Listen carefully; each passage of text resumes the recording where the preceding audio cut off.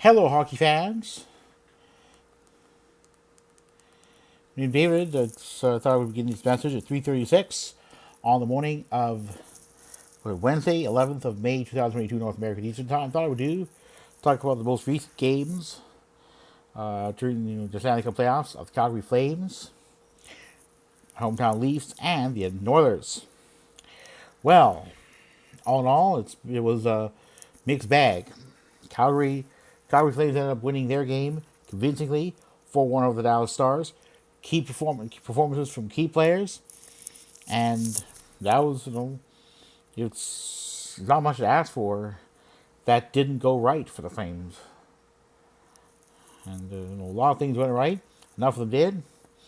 4-1, relatively clean win, and I think that mattered. They started off well and tied things up. 2 games to 2. And next time Flames play is on is later on Wednesday.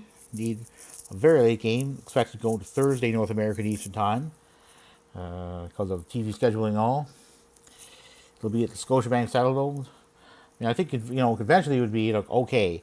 So what we're thinking, conventionally that the Flames would or that broadcast would be or at least it would start not bit after 9 the game North American Eastern Time.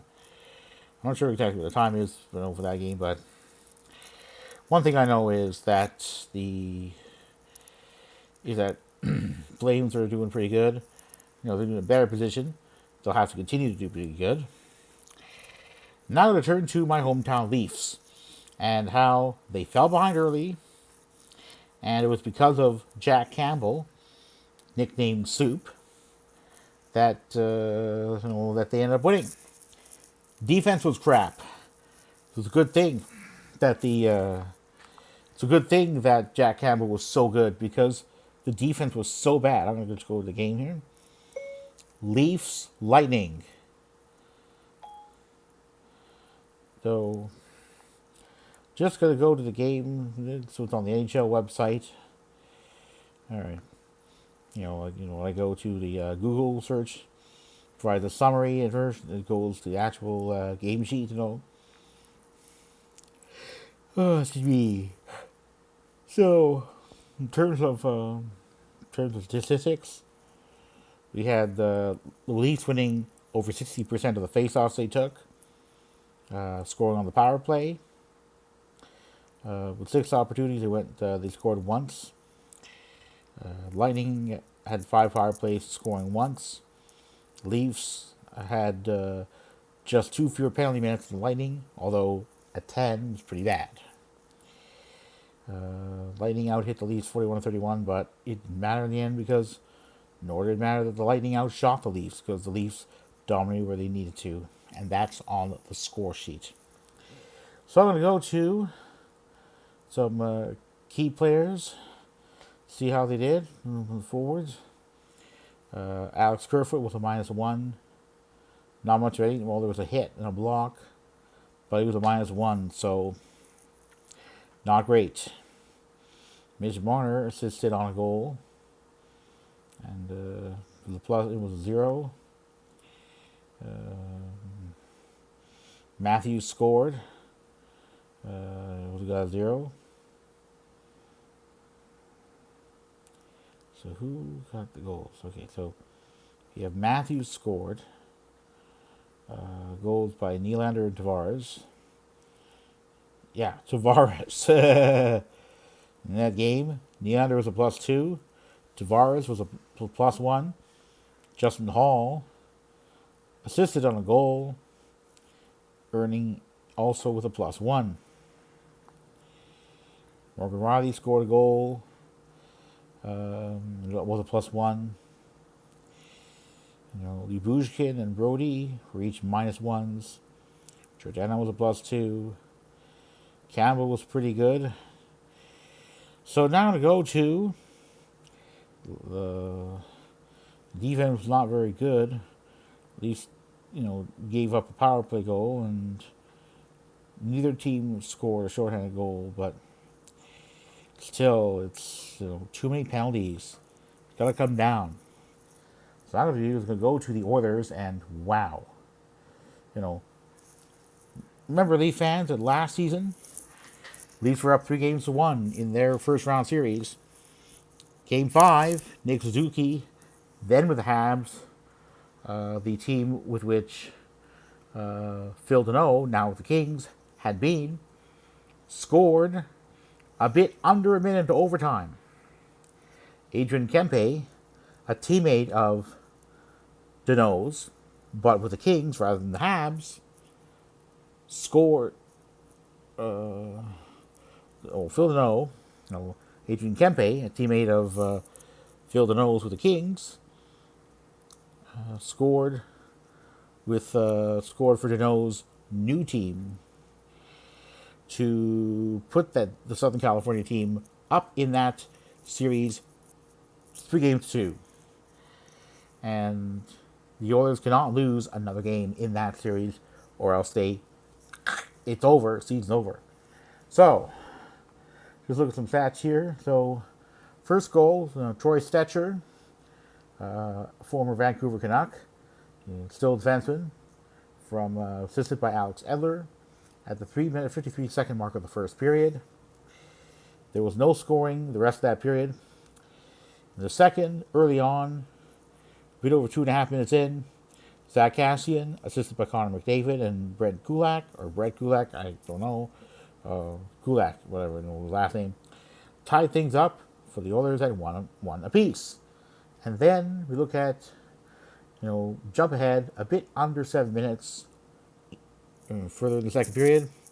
We have goal by Adrian Kempe, assisted by Anja Kopitar and Alex Iafallo.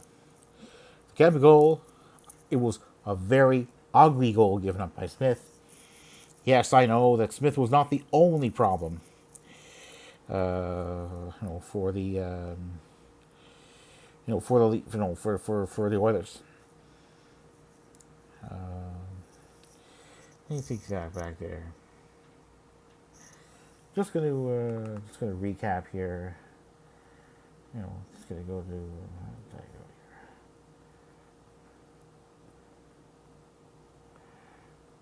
Sorry, I'm just gonna see. I think that. All right, so. What did I? Something from Michael Jello, co-host of the Leafs Convo podcast. So what I'm going to do is I'm going to go to, let's see here. All right, so where did I go? All right, so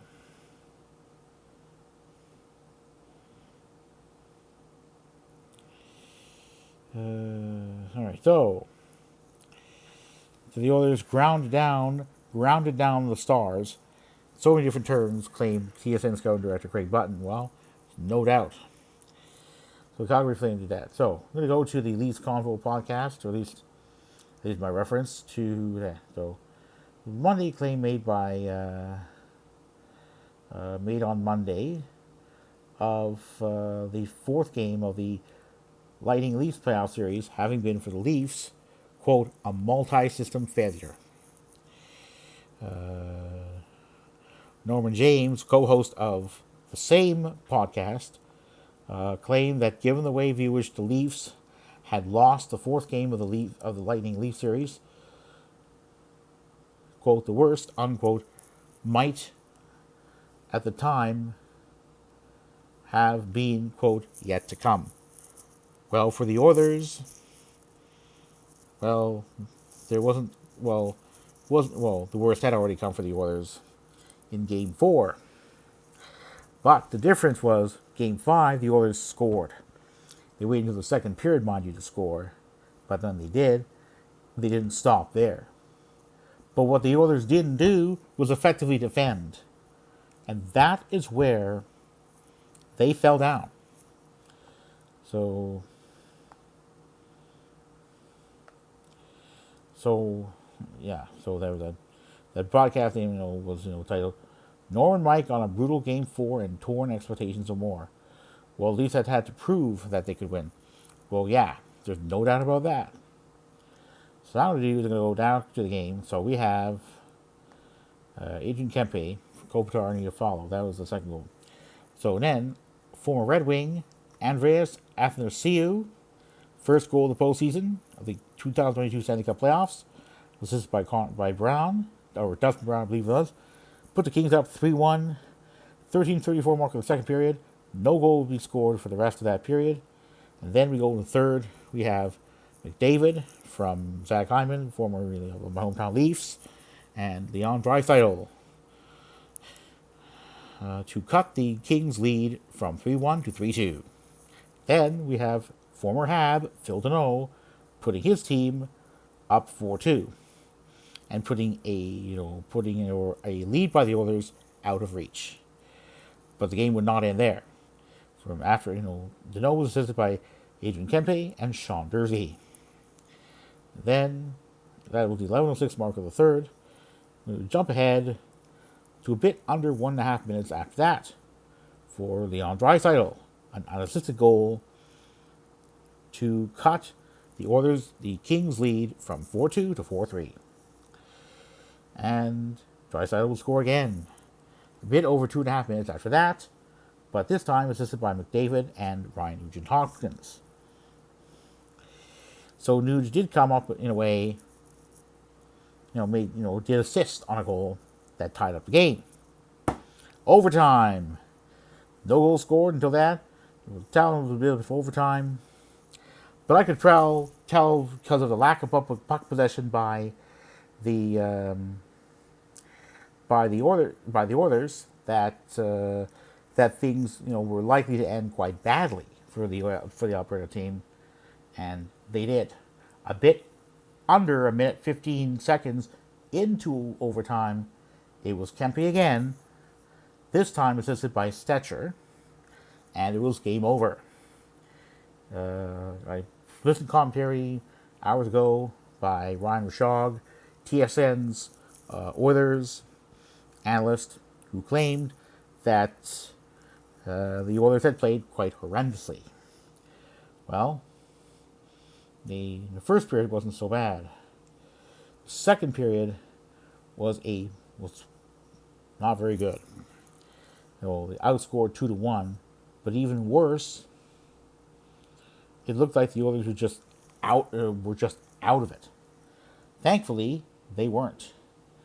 There was a big third, McDavid and Draisaitl. Of course, it's Cassian scored as well. David assisted on a couple of goals. But bottom line was, yeah, sure, as important as secondary scoring is, it's no less important to start on time. The Oilers didn't do that. And here they are, on the brink of being eliminated. So in terms of Canadian teams, I see, given how the series have gone, and leads or whatnot, my hometown Leafs as most likely to win their first round playoff series. The Flames in the middle, given it's tied at 2-2, but with a big win on Monday. And the Oilers, though least likely to advance. For me, it's simple. The Oilers are behind.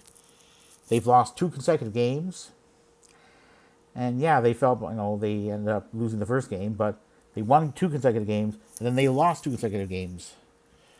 I know that Steve Dangle, a prominent Southern Ontario podcaster, claimed that the Leafs had last postseason choked. The Oilers have choked. Losing 2 consecutive games. They were shut out in Game 4, and although they scored a whole bunch of goals in Game 5, the defense just went out the window. Mike Smith contributed on the second Kings goal right between the 5-hole. It was ugly, but Mike Smith was not the only problem. But he was part of the problem. So we'll have to see what happens.